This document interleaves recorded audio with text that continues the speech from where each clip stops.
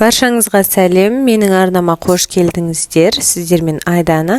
Бүгін сіздермен оп-оңай панчо тортын дайындайтын боламыз. Ең алдымен ыдысқа 4 жұмыртқаны бөліп салып, үстінен қантты саламыз. Одан соң миксердің көмегімен жақсылап ағарғанша қозғаймыз.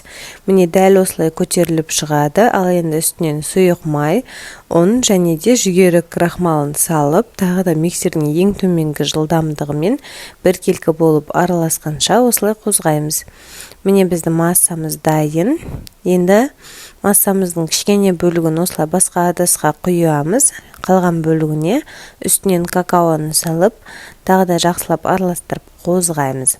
Ал енді керекті формамызды алып, астына пергамент қағазын төсеп, бірінші массамызды осылай құйып шығамыз. Одан соң үстінен қалған массамызды құямыз.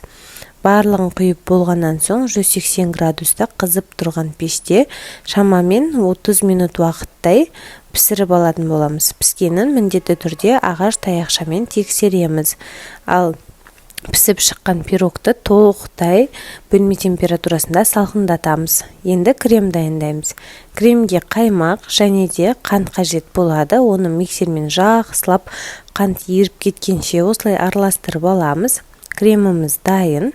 Ал енді пирогымызды осылай кесіп шығамыз.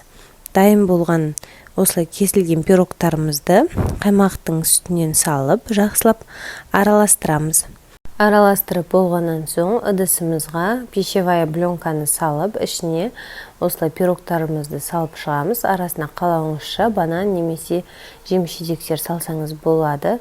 Барлығын салып, ең соңында бетін жақсылап басамыз.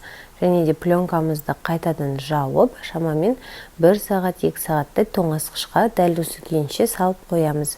Дайын болған тортымызды қалауымызша әсемдеп асқа бере берсек болады. Дәл осылай какаоны сеуіп, немесе шоколадты ерітіп жағып шықсаңыз болады.